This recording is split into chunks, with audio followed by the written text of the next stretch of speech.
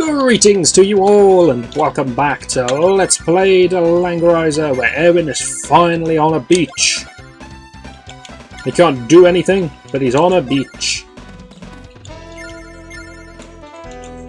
And there isn't much left to this turn, it's just a few more grenadiers slogging their way through the water, wiping the rust from their chest plates, and then ending the turn. That's pretty much all we can do. I was hoping Erwin would be able to actually do something this turn, but apparently not. He has to be fully on land before he can move more than a single tile. So that's going to do it for the team. Over to you, Lena, and your impressive plans. Come on, ambush. No such luck. It's another meteor.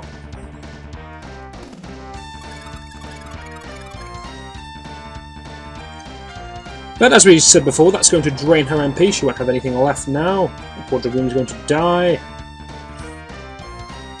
And it's possible another one might die, because I think the one at the front of Scott is also in a vulnerable position. But we shall see. Which is, of course, attack by flinging white lines towards you. Not sure what those are supposed to represent. Not sure what witches are supposed to attack with, besides broomsticks. But there we go. Apparently that's what witches do. They wear red robes with hoods. They all have blue hair and they fire lines. Hey, you gotta go for summer. I wouldn't know what to do for a witch. It's as good as anything else. Nice try at escaping, Succubus.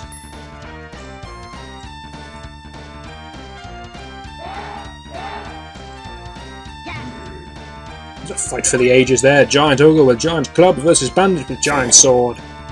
Everyone, of course, has to wield a weapon that's too big for them to feasibly hold and use in an effective manner.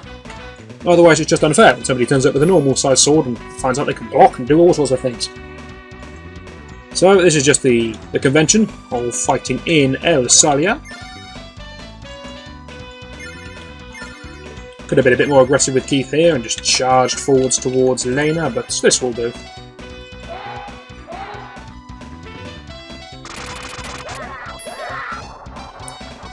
That was bizarre. It seems like it was supposed to be a Sage's lightning across the floor and make sort of dust clouds come up as the lightning hit, but it seemed like she did a sword burst attack that went across the floor and then some lightning. Not sure what was going on there. But hey, that's that force down. Now if there is going to be an ambush, it's going to come when all of the front forces are dead, which will happen maybe this turn, I think this turn. Because there's only a few units left in the fight downwards.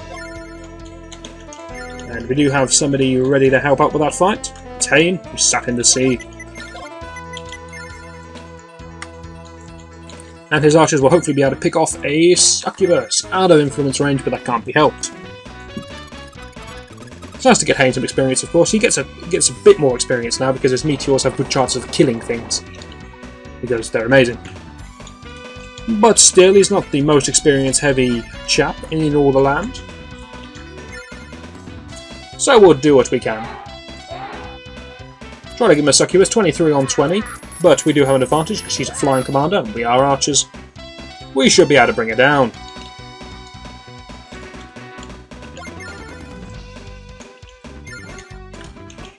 Maybe able to snap up an ogre for ourselves also, that would be rather nice. Yes, looks like we'll be able to take a good stab at that.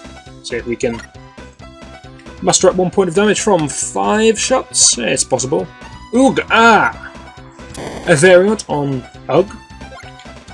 Little more fancy. We've learnt Earthquake. Earthquake is not better than Meteor. Earthquake has a bigger AoE, but it's around the caster, which means that Meteor is almost always going to be better. I believe Meteor also does more damage. So you'll rarely ever see me using Earthquake with Hayne. There are some other people who have Earthquake and no other good spells. Those people are more likely to use Earthquake. Looks like we're not going to be able to kill this commander this turn then, but that's alright. We'll be able to do some respectable damage. Nice one, Aaron. Not sure why the first 4 shots flew straight past his arm. They weren't blocked or anything, he just missed.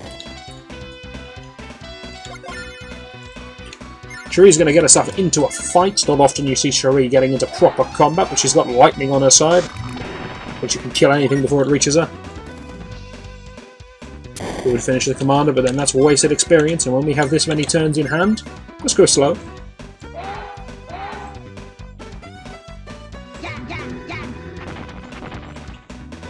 We were expecting a couple of suicides there from the bandits. That was a worthy trade, just a Minotaur to go. Next turn he shall meet his end.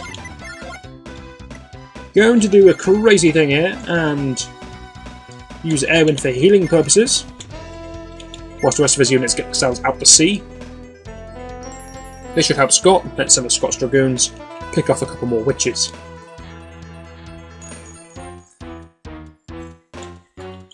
Let's check that influence. We have a good chance of killing off this one. Now we don't want to step forwards with Scott, because then a witch will be able to shoot Scott, and a witch shooting Scott is bad. But a witch is shooting Dragoons is fine.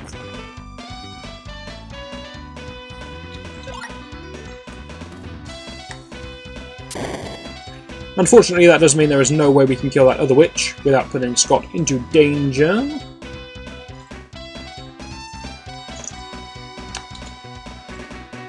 Oh no, yes we can. Of course we can! We can move ourselves. Thankfully the enemy isn't wise enough to know how to move itself, which means this puts us in a pretty safe position.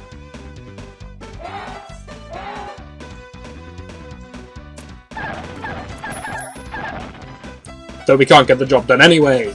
What a shame. I was expecting us not to kill all of the witches because I was expecting the Dragoon to die before it got to the fight, which means it wouldn't be able to deal its damage and wouldn't be able to kill a witch. In fact, that didn't happen. What happened was everyone got there and everyone attacked, and then a witch managed to block a charging horse with a man fully laden with armour with a huge sword. A witch blocked it with her bare hands. And then, as this guy in his shame ran away, going, "I'm not messing with this witch, God, she's strong," the witch then shot him in the back with a black line, and down he went. It's a bad way to go. Regardless of that, enemy's turn away. Turn 7. Doing good. Doing very good for time. She needs her MP back desperately, otherwise she can't cast more meteors, and if she can't cast meteors, she's useless. Looks like she's going to be picked off by a combination of Scott and Keith. Gotta make sure Scott and Keith stay out the fight. It's going to be picked off by a combination of Dragoons and Angels, but Angels should be able to do this pretty easily. Angels have that mobility to sit outside of the archer's range and then swoop in and attack them all in proper close range in one turn. So, sort of horses, I suppose, but I positioned them wrong. The advantage with Keith is that because of his massive command aura, because of that necklace, talisman, whatever it's called, that he has equipped, Keith can stay clear of the enemy's attacks and still do this plan, whereas Scott would have to put himself in danger to do it. That's why Keith is a little better at doing this. But he'll be there soon, be able to join him. Scott just helping himself with a bit of experience whilst he can. Nothing wrong with that.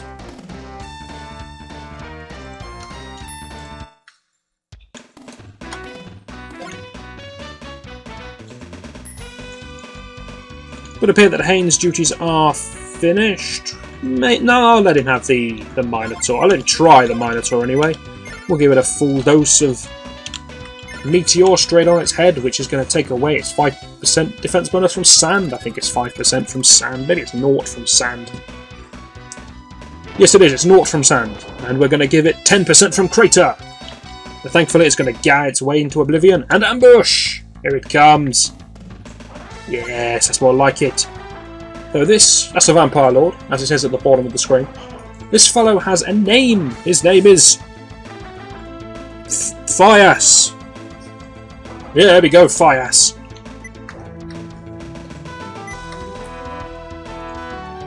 The Temple of Darkness. It's a great name for a temple. And unfortunately, Lena's going to abandon us. This is a shame, because it means we're not going to kill her. But Lena, obviously, is a disciple of Verza. Whatever, she's something to do with him. So, she's going to flee. And go do some of the ritual, some of the ceremony. That kind of makes sense.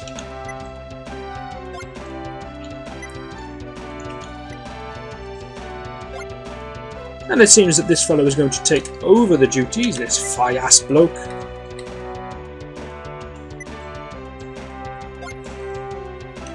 But of an interesting point here is that if you don't kill all of the beachfront forces, so everything that we have just killed, then Lena won't depart. What this means is you can kill Lena.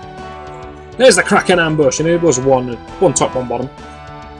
Okay, I was not expecting a great dragon. What the hell is that portrait? That's a terrible portrait of a dragon.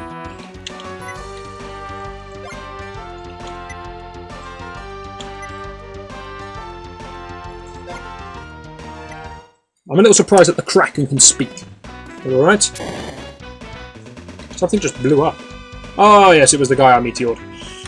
Oh, wonderful, wonderful. So, these are demons, and their type is demon. That's right, demons are demon. Just like horsemen were horsemen. Oh, troopers were horsemen, weren't they? But demons are demon. Now, demons take bonus damage from crusaders. So maybe good to have crusaders. I forgot this ambush was happening. I knew the Krakens were coming. I forgot this Thias was coming. So crusaders are good against demons, but turn undead doesn't work on demons. That's kind of the difference between demons and the undead. Basically, that turn undead doesn't work on them. But nonetheless, some more people to kill. Makes that turn time limit a little bit stricter. But more importantly, you could kill Lena. I think she runs off, because otherwise the storyline's ruined. But you can defeat her in this combat, and then she'll run off, and everything will progress as normally. But by killing all of the frontline forces... Okay. I don't think that Kraken is a demon's bastard child, but alright. You can kill Lena for the extra experience, the point of getting at there, if you kill her first. I would guess, I'm not certain because I completely forgot who turns up, but I would guess that if you kill her, Thias doesn't turn up at all. Which probably means less experience all around, but the point is you can defeat her. Attack 1 for Less is a handy spell. Remember, he doesn't have to cast it on himself, he can cast it on other people, which does mean on the indoor levels he has more use, because he can just quickly buff up some of the Dragoons or something. So that's nice. It's always handy to have a couple of spells. Everyone eventually learns a couple of spells. Nobody's forever running around just going, charge, attack, attack, attack. Maybe Scott. No, even Scott gets attack, I think. The attack spell, that is. God, they could have named that spell slightly better. I'm not sure what's going to happen to these, because presumably they're not going to try and climb over the boat. Though they might do. So if they do, I'm going to leave Hain to deal with them. Yes, mighty Hain. Looks like we need those grenadiers, Erwin. Why are you still so slow? You're on land. Now, Scott's horsemen, what's left of them, will be pretty good against the demons. They are. Just because they have amazing stats.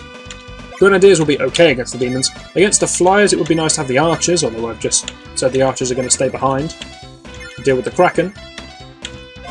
So the flying units will have to be dealt with by the angels. I'm used to angels picking off flying units. In all honesty, the angels could deal with everything. But everyone else wants to chip in a little bit from time to time. Try and get some of your units healed up there, Scott. Try and get you into the fight. Aaron, do what you can. I'm going to let Cherie stay here as well with Hain for this rear defence. She won't be able to do very much, but she'll be able to hit from time to time. I am going to need Hain to start regaining MP at a rate of knots, so his duty will just be to treat himself whilst his archers fall back. And other than that, it is just Keith to go. Who is going to wait for a turn, maybe? Not sure. Nope, he's going to charge blindly towards these gargoyles, because I'm worried that that and that are both going to have spells.